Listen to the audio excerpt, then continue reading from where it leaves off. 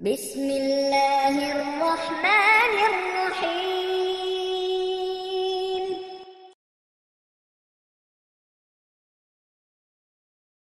میں سب سے پہلے یہ کہنا چاہوں گا کہ یہ ویڈیو ہماری ایک چھوٹی سی کاوش ہے۔ اگر آپ کو پسند آئی ہے تو ہمارا چینل ضرور سبسکرائب کریں۔ ہم فیس بک اور ٹویٹر پر بھی ہیں، ان کے لنکس ڈسکرپشن میں ہیں۔ اچھی بات کسی کو بتانا صدقہ جاریہ ہوتا ہے۔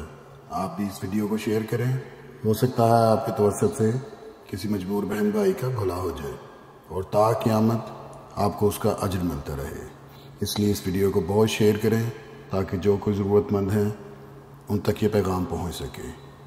اور دوستو، اس ویڈیو کو سبسکرائب کرنے کے لیے یہ آپ سبسکرائب پہ کلک کریں گے اور اس کے بعد بیل کے آئیکن پہ کلک کر کے ہمارے چینل کو سبسکرائب کر سکتے ہیں۔ جزاک اللہ۔ ماہ رمضان برکتوں والا مہینہ ہے۔ اس ماہ کی عظمت کا اندازہ اس بات سے لگایا جا سکتا ہے کہ قرآن مقدس کا نزول اسی پاک مہینے میں ہوا۔ رمضان المبارک کی فضیلت اور اس کے تقاضے یہ ہیں کہ اللہ تعالیٰ نے اس ماہ مبارک کی اپنی طرف خاص نسبت فرمائی ہے۔ رمضان کا پہلا عشرہ رحمت، دوسرا عشرہ مغفرت اور تیسرا عشرہ جہنم کی آگ سے نجات کا ہے۔ رمضان کی اہمیت کے بارے میں اللہ تعالیٰ نے حضرت محمد صلی اللہ علیہ وآلہ وسلم سے ارشاد فرمایا، اگر مجھے آپ کی امت کو جہنم میں ہی جلانا ہوتا تو رمضان کا مہینہ کبھی نہ بناتا۔ جب رمضان المبارک کا چاند نظر آتا تو آپ صلی اللہ علیہ وآلہ وسلم فرماتے تھے کہ یہ چاند خیر و برکت کا ہے، یہ چاند خیر و برکت کا ہے، میں اس ذات پر ایمان رکھتا ہوں جس نے تجھے پیدا فرمایا۔ حضرت جبرائیل علیہ السلام نے دعا کی کہ ہلاک ہو جائے وہ شخص جس کو رمضان کا مہینہ ملے اور وہ اپنی بخشش نہ کروا سکے، جس پر حضرت محمد صلی اللہ علیہ وآلہ وسلم نے ارشاد فرمایا، آمین۔ حضرت جبرائیل علیہ السلام کی یہ دعا اور اس پر حضرت محمد صلی اللہ علیہ وآلہ وسلم کا آمین کہنا، اس دعا سے ہمیں رمضان کی اہمیت کو سمجھ لینا چاہیے۔ رسول اللہ صلی اللہ علیہ وآلہ وسلم کا ارشاد ہے کہ رمضان کی جب پہلی رات ہوتی ہے تو شیاطین کو بند کر دیا جاتا ہے اور مضبوط باندھ دیا جاتا ہے، اور سرکش جنوں کو بھی بند کر دیا جاتا ہے، اور دوزخ کے دروازے بند کر دیے جاتے ہیں اور کوئی بھی دروازہ نہیں کھولا جاتا، بہشت کے دروازے کھول دیے جاتے ہیں اور اس کا کوئی بھی دروازہ بند نہیں کیا جاتا، اور ایک آواز دینے والا آواز دیتا ہے، اے نیکی کے طالب آگے بڑھ کہ نیکی کا وقت ہے، اور اے بدی کے چاہنے والے بدی سے رک جا اور اپنے نفس کو گناہوں سے باز رکھ، کیونکہ یہ وقت گناہوں سے توبہ کرنے کا اور ان کو چھوڑنے کا ہے، اور خدا تعالیٰ کے لیے ہے بہت سے بندوں کو اللہ تعالیٰ معاف فرماتا ہے، دوزخ کی آگ سے نجات دیتا ہے۔ روزہ وہ عظیم فریضہ ہے جس کو رب ذوالجلال نے اپنی طرف منسوب فرمایا ہے، اور قیامت کے دن رب تعالیٰ اس کا بدلہ اور اجر بغیر کسی واسطہ کے بذات خود روزے دار کو عنایت کریں گے۔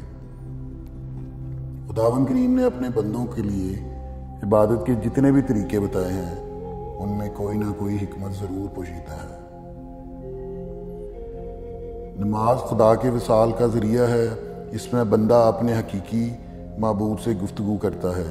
اسی طرح روزہ بھی خدا تعالیٰ سے لو لگانے کا ایک ذریعہ ہے۔ حدیث مبارک میں ہے کہ رمضان کا مہینہ اللہ کا مہینہ ہے، جس سے پتہ چلتا ہے کہ اس مہینے میں رب ذوالجلال کا خصوصی تعلق ہے، جس کی وجہ سے یہ مبارک مہینہ دوسرے مہینوں سے ممتاز اور جدا ہے۔ ایک حدیث میں ہے، رمضان ایسا مہینہ ہے کہ اس کے اول حصہ میں حق تعالیٰ کی رحمت برستی ہے، جس کی وجہ سے انوار و اسرار کے ظاہر ہونے کی قابلیت و استعداد پیدا ہو کر گناہوں کے سمندر سے نکلنا میسر ہوتا ہے، اور اس ماہ مبارک کا درمیانی حصہ گناہوں کی مغفرت کا سبب ہے، اور اس ماہ کے آخری حصہ میں دوزخ کی آگ سے آزادی حاصل ہوتی ہے۔ ایک روایت ہے کہ حضور صلی اللہ علیہ وآلہ وسلم کا فرمان ہے کہ میری امت کو ماہ رمضان میں 5 چیزیں ایسی عطا کی گئیں جو مجھ سے پہلے کسی نبی کو نہ ملی۔ پہلے یہ کہ جب رمضان کی پہلی رات ہوتی ہے تو اللہ تعالیٰ ان کی طرف رحمت کی نظر فرماتا ہے، اور جس کی طرف اللہ تعالیٰ نظر رحمت فرمائے اسے کبھی بھی عذاب نہ دے گا۔ دوسری یہ کہ شام کے وقت ان کے منہ کی بو اللہ تعالیٰ کے نزدیک مشک کی خوشبو سے بھی بہتر ہے۔ تیسرا یہ کہ فرشتے ہر رات اور دن ان کے لیے مغفرت کی دعائیں کرتے رہتے ہیں۔ چوتھے یہ کہ اللہ تعالیٰ جنت کو حکم دیتے ہوئے ارشاد فرماتا ہے، میرے نیک بندوں کے لیے مزین ہو جا، ان قریب وہ دنیا کی مشقت سے میرے گھر اور کرم میں راحت پائیں گے۔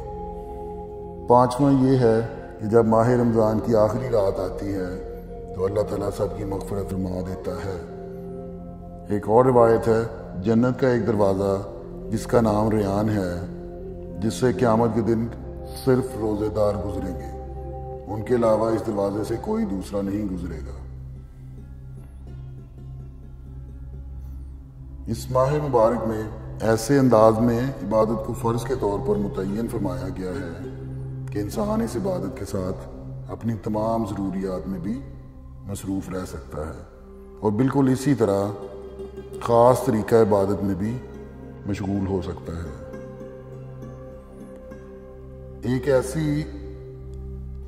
اسی خاص طریقہ کی عبادت کو روزہ کہا جاتا ہے، جسے اس ماہ میں فرض فرما دیا گیا ہے۔ روزہ ایک عجیب عبادت ہے کہ انسان روزہ رکھ کر اپنے ہر کام کو انجام دے سکتا ہے۔ روزہ رکھ کر صنعت و حرفت، صنعت و تجارت اور زیارت ہر کام کیا جا سکتا ہے، اور پھر بڑی بات یہ ہے ان کاموں میں مشغول ہونے کے وقت بھی روزہ کی عبادت روزہ دار سے بے تکلف خود بخود صادر ہوتی رہتی ہے۔ اس کو عبادت میں مشغولی کا ثواب بھی ملتا رہتا ہے۔ اللہ تعالیٰ نے بہت ساری ایسی چیزیں اپنے بندوں کو بتائی ہیں جن کے توفیل وہ بہت کچھ حاصل کر سکتے ہیں۔ اگر آپ بھی کم از کم وقت میں زیادہ سے زیادہ حاصل کرنا چاہتے ہیں تو اس کے لیے ایک چھوٹا سا وظیفہ ہے۔ کرنا آپ نے یہ ہے کہ پہلے عشرہ میں عشاء کی نماز کے بعد یا غنیوں یا مغنیوں، یہ آپ کو اسکرین پہ بھی نظر آ رہا ہوگا، یہ پڑھنا ہے 111 دفعہ اول و آخر 11 بار درود شریف کے بعد، اور اس کے بعد دعا کریں، دعا کر کے سو جائیں۔ انشاءاللہ 10 دن میں آپ کی دنیا ہی بدل جائے گی۔ اللہ حافظ۔